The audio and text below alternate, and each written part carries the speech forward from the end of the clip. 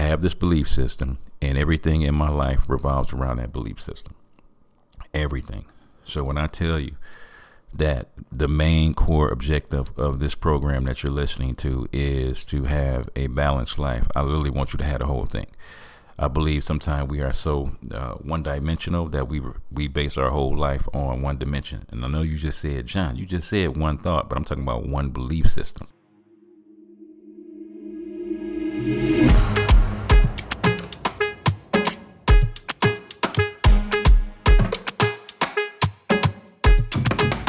What's up, family?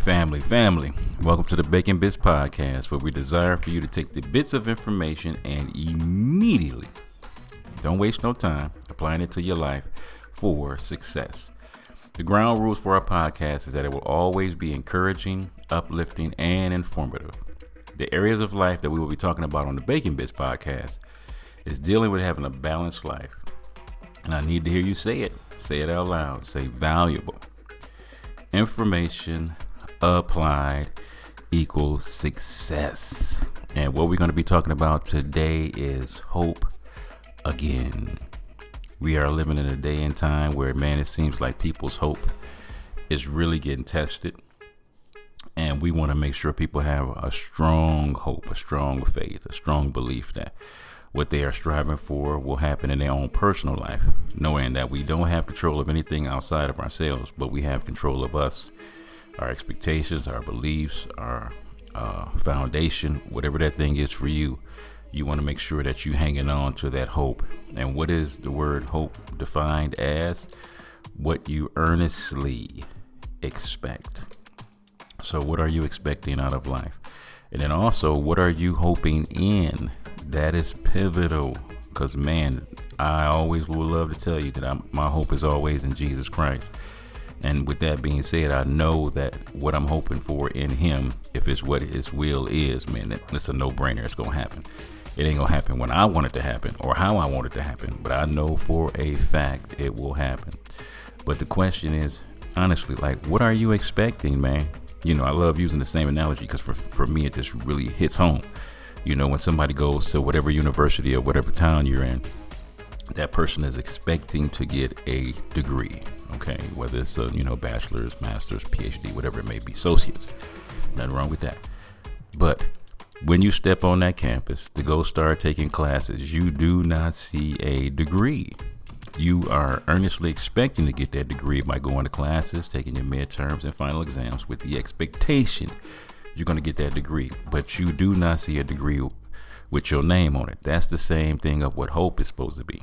I'm earnestly expecting for us to do another 100 episodes, prayerfully, of, Bacon Bits Podcast, at least.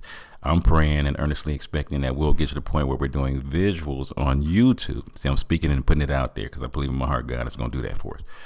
I'm believing we're going to get crazy sponsorship before the end of this year.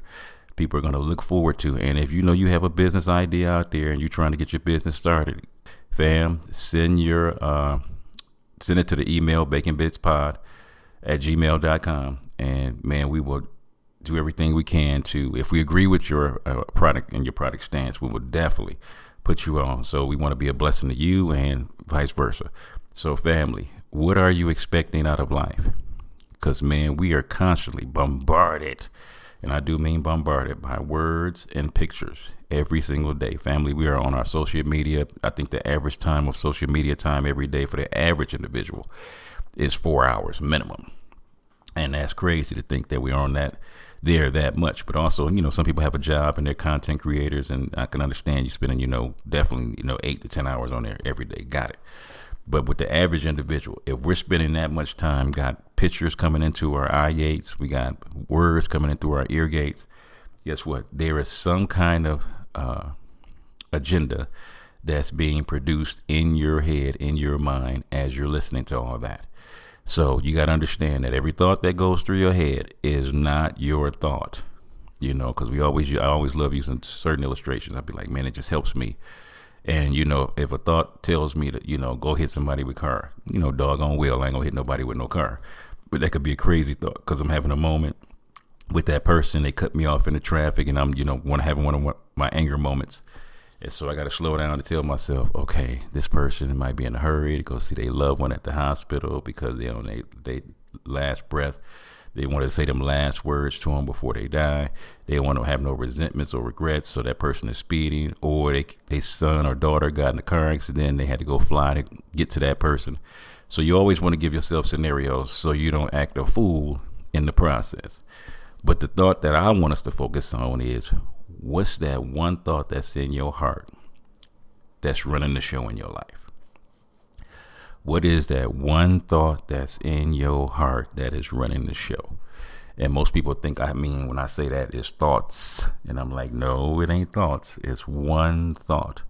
And so I'm going to give you an illustration. So if the thought that's in your heart is low self-esteem, because we all have a dominant thought that honestly, dictates all of our decision making. So if low self-esteem is the thought that you have in your heart, how you spend your money would be predicated upon your low self-esteem. So either you will spend a whole lot of money to cover up your low self-esteem, or you won't spend any money on yourself because of your low self-esteem. One thought. Who you hang around with would be predicated upon your low self-esteem, because if you have low self-esteem, you don't want to hang out with nobody that's too much more smarter than you, because that's going to make you feel bad. So you're going to hang out with people around about right where you at, or a little bit lower, because of your own low self-esteem. You don't want to get caught up in that. How you treat your body will be according to your low self-esteem. The thoughts you have towards yourself will be according to your low self-esteem. And even how God wants to tell you you're fearfully and wonderfully made, you're made in his image and in his likeness. None of that will mean nothing to you, even from God, if you are stuck having low self-esteem, because you will get to the point where you won't even believe what he said. And you got to get to a point that what is the whole faith all about? It's believing what God says is going to happen, who he says you are. You got to grasp that. So you got to understand, what's that one thought that's in your heart that's holding you back from having your best life? And I want you to have the best one, fam. I don't want you to have a good life or a better life. I want you to have that life that you ain't never got to look back and say coulda, shoulda, woulda. I want you to understand that I want you to have that life that, man, when the opportunities come up, you don't self-sabotage the opportunity because you don't have enough faith in yourself. You don't love yourself enough. You don't have the esteem to believe that you can receive that very thing that's right here in front of you. It's the opportunity of a lifetime. Fam, we don't get a lot of do-overs in life. We really don't. There are some things in life, if you miss that opportunity, it's never coming back up. So you got to grasp it as soon as you possibly can. Every now and then, do we get do-overs? Yes, we do. But fam, it's very rare that you're going to get a do-over. So you have got to be in position when those opportunities come up. It ain't luck. It's you being prepared with the right information, with the right person at the right time. And that's what you're supposed to do. But if I'm not careful, I will get caught up in my emotions. And fam, I'm going to be all over the place. Because our emotions have no rhyme or reason. Them things are all over the place. I can be happy one moment and then turn around literally within the next 2 or 3 minutes and be in a whole different emotional state, because my emotions can be all over everywhere. Whether I, tasted something crazy, or I looked at something crazy, I heard something crazy, I had a thought cross my mind that made me think about something crazy. So it could be, our emotions are all over everywhere. So we got to really slow down and pay attention to what is the thought that's in my heart that's running the show. But if I let my emotions run the show, fam, I can tell you that you're going to fail 100% of the time if you operate your life off emotions. You got to get to a point where I have this belief system and everything in my life revolves around that belief system. Everything. So when I tell you that the main core objective of this program that you're listening to is to have a balanced life, I literally want you to have the whole thing. I believe sometimes we are so one-dimensional that we base our whole life on one dimension. And I know you just said, John, you just said one thought, but I'm talking about one belief system. So think about this. If that person says, because I work in the rehab facility with drugs and alcohol, and they say they are alcoholic, do you understand that everything will revolve them focusing on being an alcoholic instead of focusing in on their mom, their dad, their husband, their wife, their son, their daughter, their co-worker, they are a human being. They don't focus on all the other stuff. They'll focus just on one dimension, and that one dimension will be just being an addict. And that's where we have to get to a point where we got like, okay, I don't want to focus on just that small area of my life, which it is what it is at that moment. But you are so much more than that. And we just need to get our minds off the addictive part and get it on all the other aspects, because where your mind goes, that's where your energy flows. It really is like that, fam. You got to watch yourself. You know what your belief system is. That's where your thought process is. That's what you're going to meditate on. So you got to really think about that. So if I think about something long enough in my heart, because remember, our thoughts, I want you to focus on is the thought in your heart, not your head, because God said in his word, as a man, woman, child thinks in their heart, so are they. So what is that thought in your heart? That's supposed to be the main focus, and it should be. And then your emotions line up with that, because I have a belief system that I want to have the best possible life I can while I'm on this planet. That's all I think about constantly. That's why I love talking about balance. And then my emotions line up with that to season it. So I love thinking about that. And when I think about that, that makes me happy. So notice the thought that I had in my heart is what's making me happy. It's not me focusing on my emotions, and emotions is making me happy. It's the thought that I have in my heart that I focus on that gives me the thought of being happy, because I'm striving to be the best version of myself that I can. So if you think about something long enough, you think about the emotions that's attached to what you're thinking about, then you're going to act on that more than likely. So, case in point, super grateful that at this age that I'm at right now, my health is really pretty good. Super grateful, no aches and pains, 56 years old, going on 57 in a couple of weeks, and super grateful for the opportunity to have the kind of health that I have. But I'm always thinking, what is the small things that I can do to make my health that much better? I made a vow when I was 18 that I was going to work out for the rest of my life and take care of my body. And it's been 38 years. And in those 38 years, there are days and times I just don't want to eat right. And I'll let you know in a minute. I will eat a burger and the fries in a minute. But in the overall scheme of things, how am I eating? There are days I don't feel like working out. And that's the absolute truth. There are days I just don't get enough rest because I'm up thinking about whatever I'm thinking about, and it's consuming me at that time. And I'm trying my best to shut that little brain off. But I always tell myself, what is the overall picture of what you're trying to achieve for your life? I want to be a healthy 100, Lord willing. And since I believe that's what I want to have, and if that's what God sees fit for me to be, if I make it there, I want to be healthy when I get there. I don't just want to be, I made it to 100. No, I want to be healthy when I get there. So I make those decisions. So every time I have those moments where I don't feel like doing what I need to do, I think about what's the overall scheme of what I'm trying to achieve. And that's being healthy for the rest of my life. I literally want to die of old age. That's what I want it to be. So I do those things that's necessary. I think about it. I think about the feelings that's attached to it, because being healthy makes me happy. Guess what I go do? I go work out. I go eat right. I do the things that I need to do to accomplish those very things. If I keep on doing those actions over and over again, they become a what? They become a habit.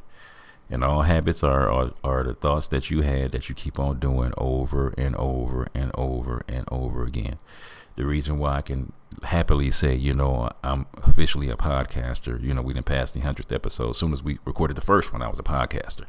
But it's demonstrating to myself when I verbally say out loud, I'm a podcaster. What's the evidence? You see me doing the habit of recording episode after episode after episode after episode.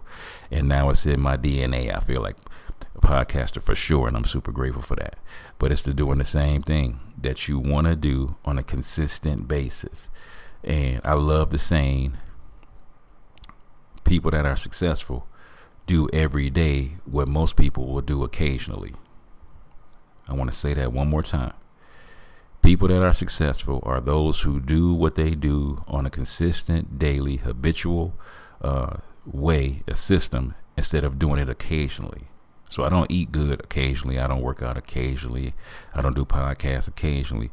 Fam, it's a consistent system of what I have that's working continually for me over and over again. And if you want to be great at anything, you got to put the reps in. So, we've heard that before. You got to keep on doing it over and over again. At the beginning, it might feel uncomfortable. It might feel uneasy. Why is that? Because you're trying to do something for the first time that you haven't done before, or you're finally trying to get to the point where you want to do it on a consistent basis. So you have got to continually do it over and over. Think about the results. Think about the emotions that's going to happen when you put that thing forward. It's a beautiful thing. And that's what makes me want to do it habitually. And if I do it habitually, it's going to become me. And that's where the character comes into play. All character is the things that you do on a consistent basis over and over again. And that was a habit. So your character is you. So if I say, like for me, I love being a daddy. My kids know it. They know I'm almost to the point I'm like a mom. Sometimes always want to call my kids, check up on them, see how they doing. But I also know they got to live their best life. So daddy looks from afar as a cheerleader, and also call them and text them every now and then to make sure they doing all right. But I love being a dad. How can you tell? By looking at my posts on my Facebook, how often I text my kids, all of that stuff. So I love being a dad. That's part of my character. Me being a husband, I love my queen, Diana Costa Bacon. And how can you tell I love being a good husband?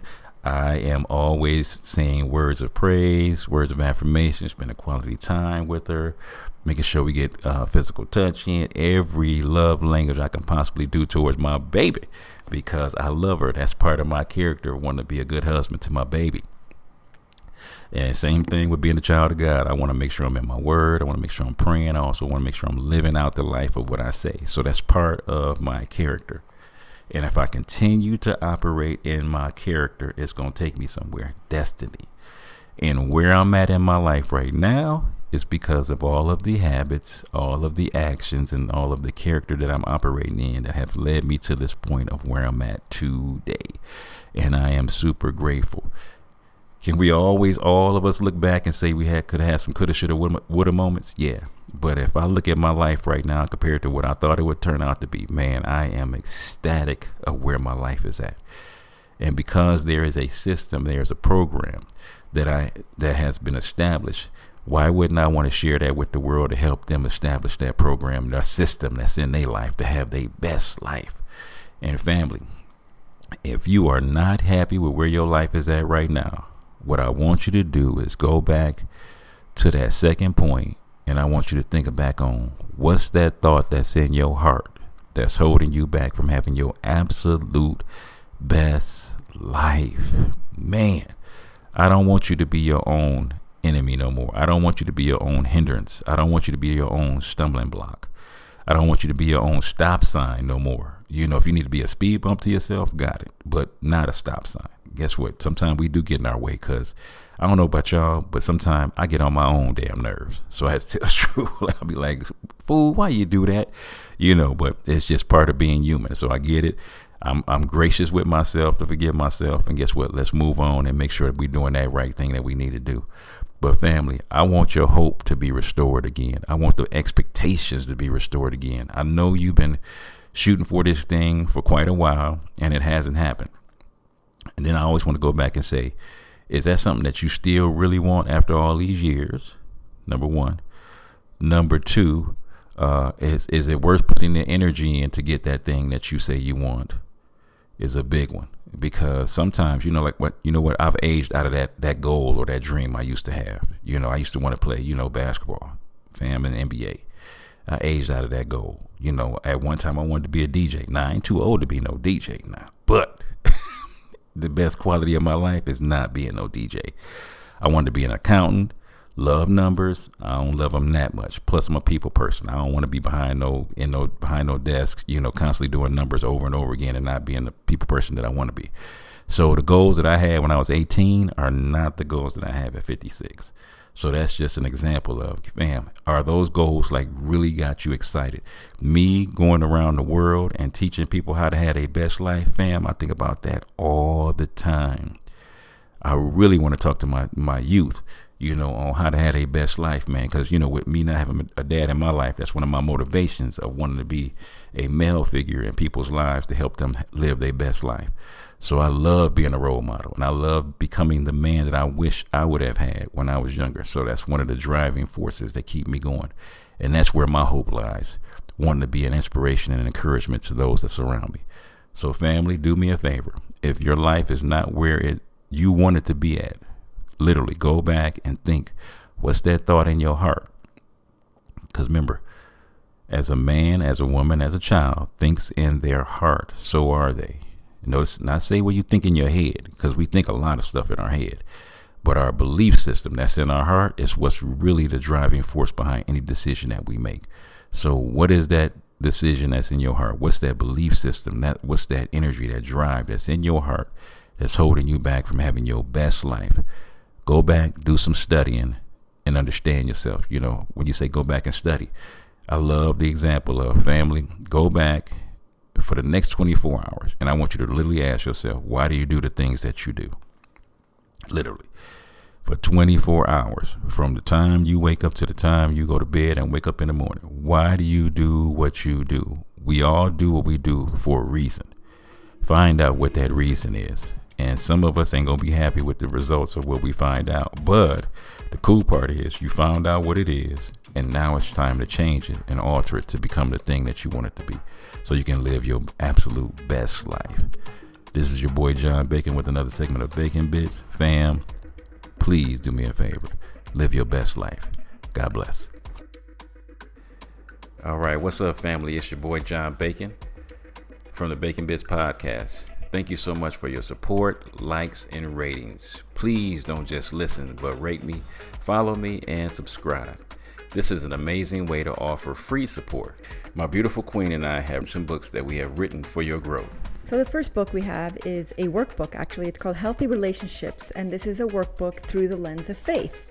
Because what makes a relationship healthy or unhealthy? So this workbook is designed, it's a 12-week, it's a biblically grounded course, and every week has a few different principles. So some of our principles, some of our topics that we're covering are respect, cultivating security. And this is not just between a husband and wife. This is between parents, between siblings, between friends, between your bosses, employers. So it's really important, and everyone deserves a healthy relationship. And also we have The Balanced Life by John Bacon. It covers how to be prosperous in your finances, relationships, your health, your mind, and your spirit. So you can pick that up on Amazon, also on audiobook. And we also have The Unraveling, a creative healing journal, pinings, poems, prayers, and ponderings of my precarious life. I've had a testimony of I've had 2 brain tumors and 2 brain surgeries, and I'm super grateful, but I'm still grieving the process of healing. And this is part of the process. In this book, you have devotionals, you have prayers, and you have some ponderings. And in between these pages, there's a space for you to also be prompted to paint and to create your own, or maybe you want to write something in these books. This is part of your creative healing journal that we get to walk through together. And you guys can just head over to Kingdom Servants First. Kingdom Servants, the number 1 st.com, and you can purchase all 3 of these books. Thank you for your support, your love, and your contributions. God bless.